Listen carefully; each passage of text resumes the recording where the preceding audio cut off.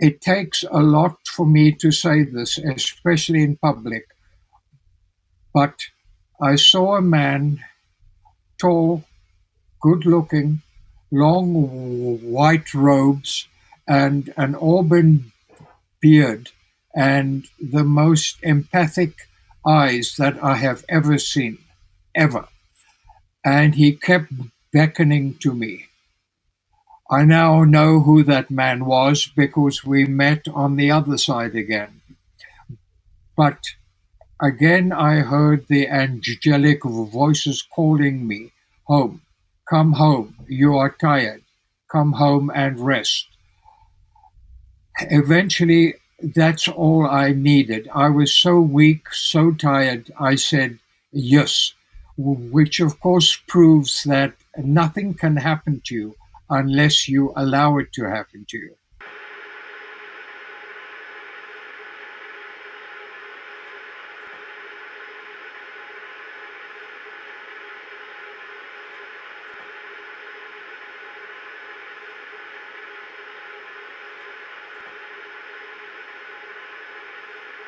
In an instant, bang, there's three beings there. And they have on the gowns like you see a monk wear, with the long sleeves that hang down and the hood that comes up. And they look like they're woven with silk. Like they're woven with the fineness of silk, but it's silver, like the metal silver. And they're each looking downward. And as they lift their heads up, they looked identical, but they only had vague features. I'd best describe it, if you've ever seen the special effects they do in Hollywood, where they take the sheet of vinyl and they stretch it against their faces, and you only see the outlines of their eyes and their nose and their mouth. And each one was identical. And no hands sticking out of the robes and no feet. And I thought, well, this is cool. Okay, I wonder who these people are. I'm just floating along and taking it all in. And when one of them went to speak, it was all three of them spoke in unison, and they were in harmony, and it had a slight echo effect to it. As I started to say something to them, they spoke first, and they said, I'm thinking to myself, okay, I'm dead. Oh, that's what I was telling them. I'm dead. I'm finally dead. You know, oh, thank goodness. I don't have any pain. In fact, I feel good. This is all right. This is going to be fun. And in unison, they said, you're not dead, Don. Just that. And I looked around and see where that came from. And I realized it's them. I said, did you say that? And he said, again, in unison, you're not dead, Don. Just as serious as can be. And I said, look, I don't know who you are, but I'm in this tunnel talking to you, and my body's down there. I said, now, that's dead. And they laughed in unison, and you're not dead, Don. Okay. I said, I don't know who you are, but you don't know shit. You know, you don't know anything. What are you doing here? You don't mean I'm not dead. I am dead. My body's down there. I'm up here. And they laughed. And I said, you're not dead, Don, and you're not going to die. And I said, oh, okay. Look, I don't know who you guys are, but y'all don't know shit. You don't know anything. I'm dead, man. I'm in this tunnel with you. I said, now, call your boss. I said, get your boss up here, because you don't know anything. And again, they laughed. And the more they would laugh, the angrier I would get. And the angrier I would get, the more they would laugh.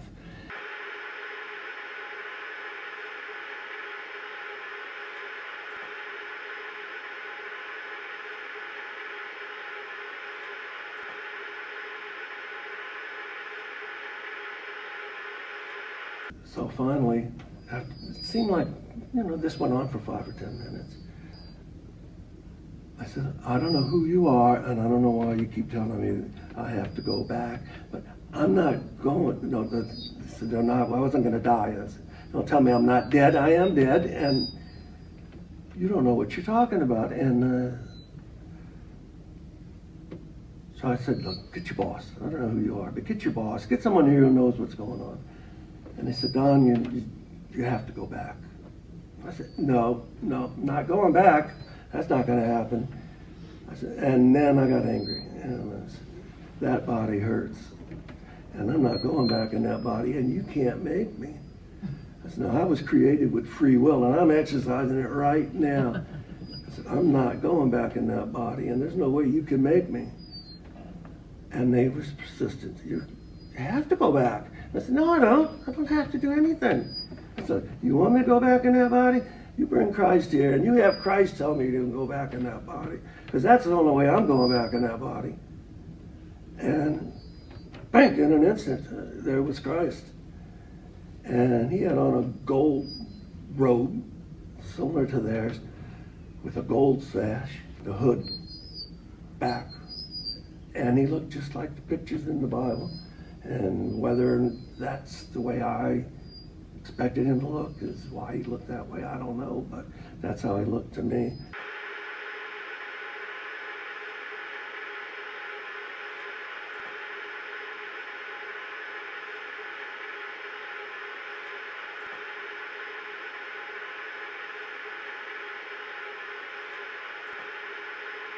The next memory I have, the next conscious memory I have is standing at a doorway in space, deep space. There are stars around.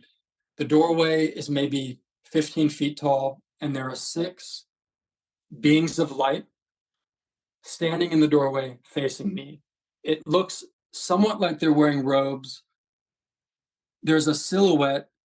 The silhouette of them is bright white light, and then it radiates out into a neon blue, but not the harsh light of neon. It was a very peaceful, incredibly wise, loving, deep blue.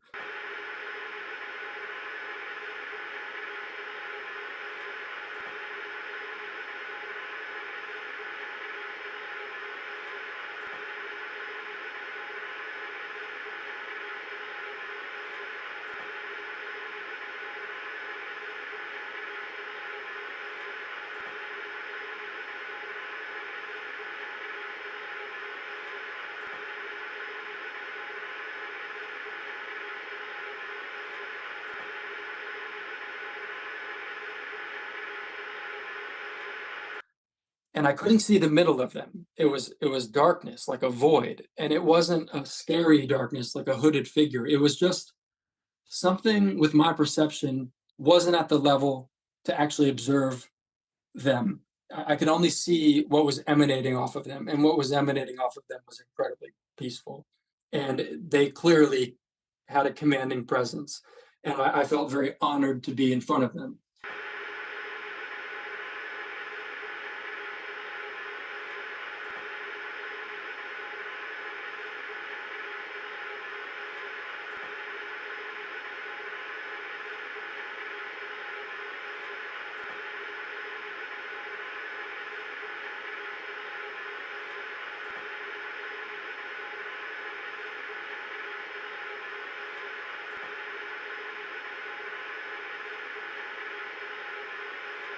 And Jesus Christ himself walked into my living room now. And he looked exactly like I had seen the pictures in the books and the Bibles. He was a Caucasian man with shoulder-length brown hair and a short brown beard. He had brown eyes. He was wearing a white robe. He had, I believe it was like a blue second robe over his tunic.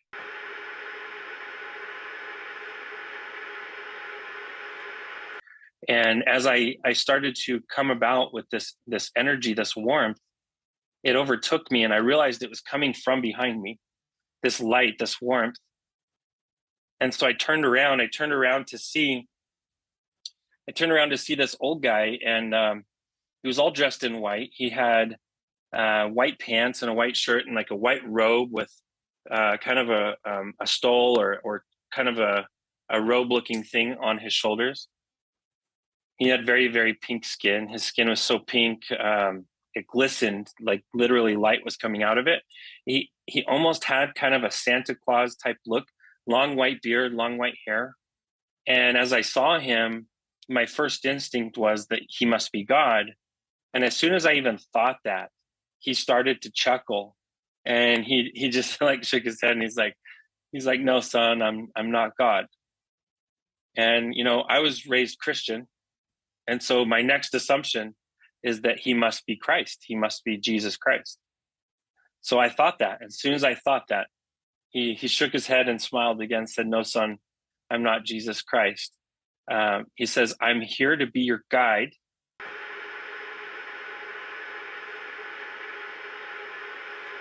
So I made my way through the light, through the intersection, and then I was in a garden. And it was just like that. And I'm walking around in this beautiful, beautiful garden, with different pathways and just the most amazing, amazing plants that were there, flowers and trees, and there's this meadow and a lake and these Romanesque maybe Greek gazebos.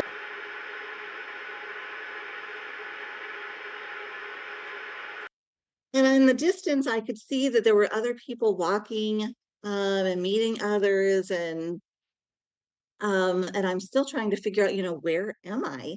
And suddenly, my guides, I had 3 guides walk up to me, and began talking to me. And there were beings there. There were these 3 robed guys, and they were overjoyed to see me. They were kidding around and they were bouncing around, and I had known them forever. And there was another guy, and he was in charge, kind of, and he was this tall, wispy guy.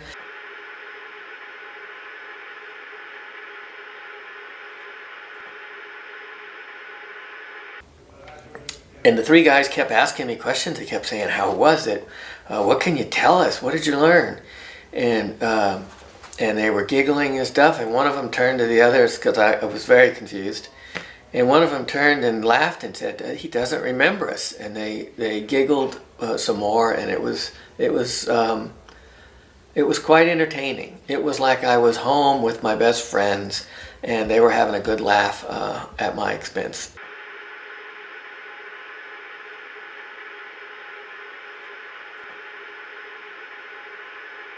I was suspended in this huge Colosseum. I mean, it was absolutely massive. And I was suspended in the air, and either side of me was these huge columns. Coming up to the Colosseum, there must have been about 1,000 steps. I have no idea. It's difficult to say. The place was just so huge.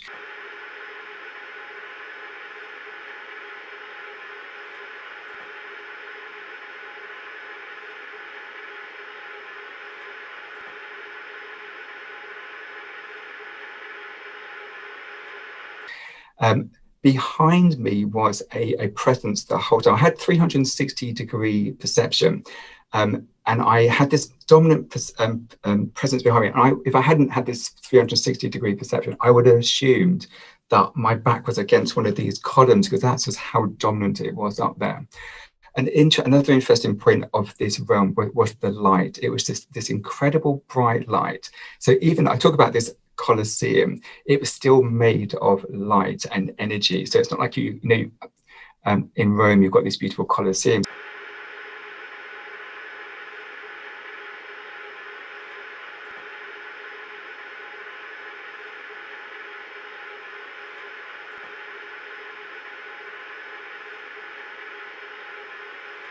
So it's like that in terms of the shape. It's made of light as opposed to marble.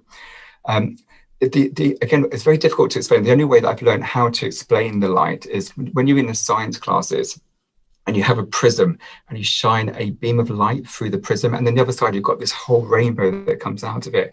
So I was seeing that simultaneously. You have this beautiful light everywhere, but there's color within the light. It's the same, you know, we've got a pearl within an oyster, a pearl in an oyster. It's that beautiful white color, but there's a color within it. So you're just seeing that simultaneously.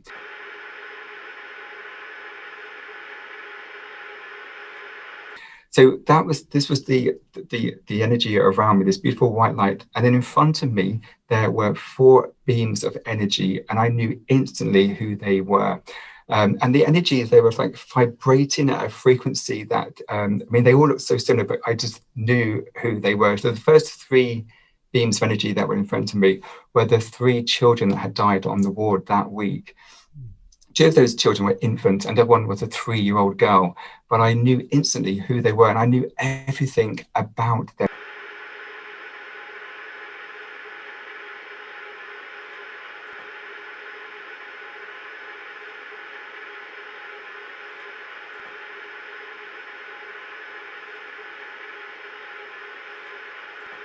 But I knew instantly who they were, and I knew everything about them. Nothing to do with their earthly life, just everything about them and their spiritual journey at that time.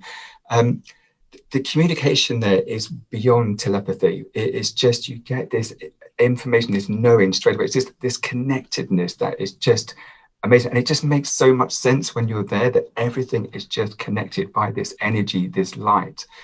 So that was the 3 beams of light initially that I saw. Then there was the 4th beam, and I'm talking about this as in it was a chronological order, but everything just happened simultaneously. You just get it all in this one go, but I'm just trying to narrate it in a way that's understandable. The 4th beam of light was my best friend, and the communication with him was very different to it was with the three children. It was, of course, absolute joy. We couldn't believe that it was like seeing my best friend in this energy form. No physical features at all. It's just this beam of light.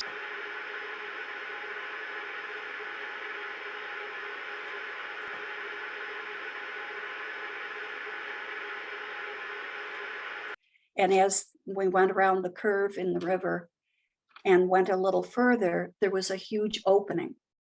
And in the center of this opening was an enormous building that looked very much like, if you think of Greek or Roman temples.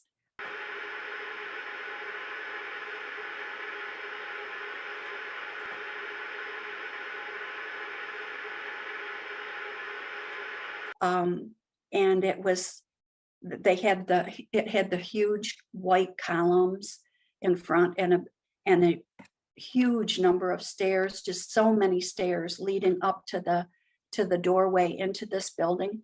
And it shone like everything else, and was so white that it was almost like pearlescent.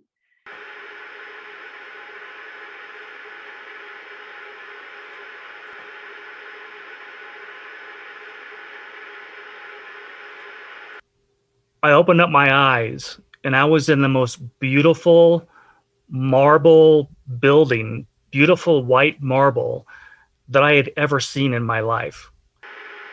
I was looking inside and there was a woman who was sitting there. She was wearing a purple gown.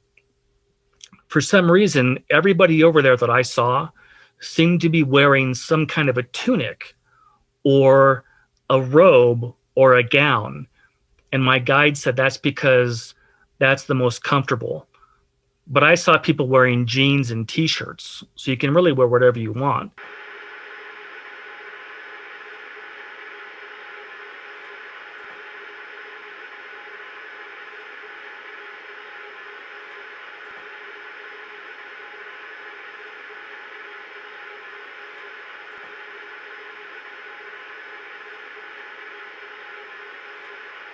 It's amazing because I had another guest, and I think it was Dr. O'Connor that was on about a month ago or so, and he saw partially very similar to what you saw, and I think he felt like he was back in like Rome or something, Roman columns and stuff. Yep. He didn't get a tour like you did, and he wasn't really sure what was going on, but he saw that kind of same Roman place. Yeah, the buildings are absolutely beautiful. Mhm. And that's where the early Romans and the Greeks got the idea, is all the information, everything that we get comes from the other side first. So they were just building what they remember. Hmm. That's how it was explained to me. Hmm.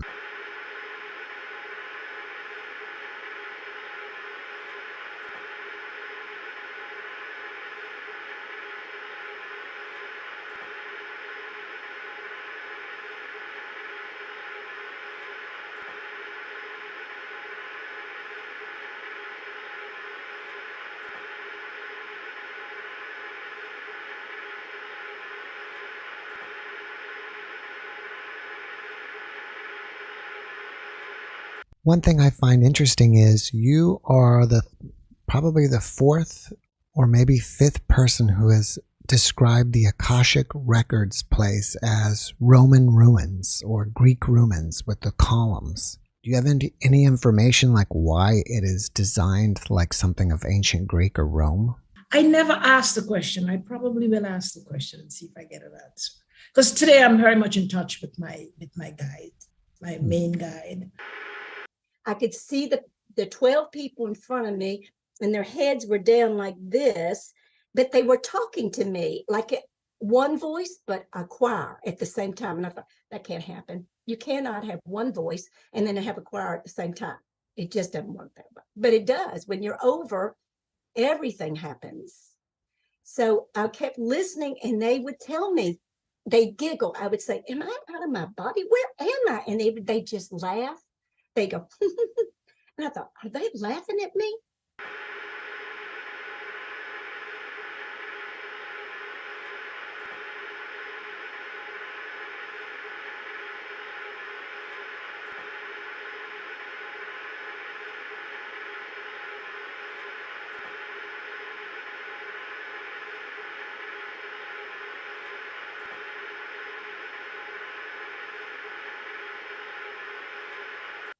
But they never saw their faces. It was like a hood over them. But I could always see their robes and the golden rope that was wrapped around them.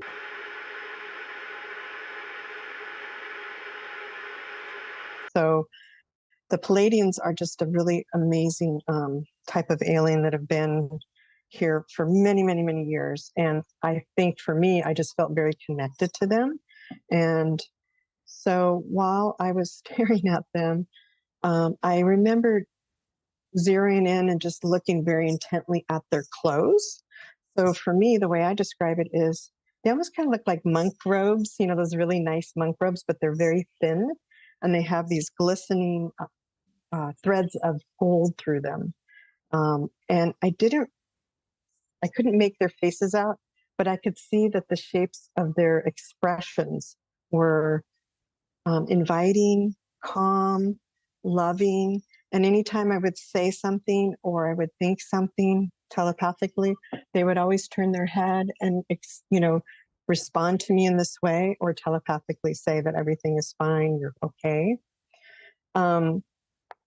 And after that, I had kind of argued a little bit with, I guess it was my guide on the right-hand side. I did not see Jesus. Like I said, I didn't see any angels, but the person on the side of me, which was a being who definitely did not have a shape, was more intent. His expressions, it wasn't a male or a female, but they had beautiful eyes, or almost like kind of greenish line, but they were like a beautiful color. And I just remember looking in their eyes and asking them if I could please stay, because this is so inviting and I feel like I'm at home. And, I was thinking to myself, I'm really tired of doing stuff on Earth. And they just said, we're not allowing you to stay. We're asking you to go home. And as soon as we started telepathically talking about my family and what I've done here on Earth, in seconds,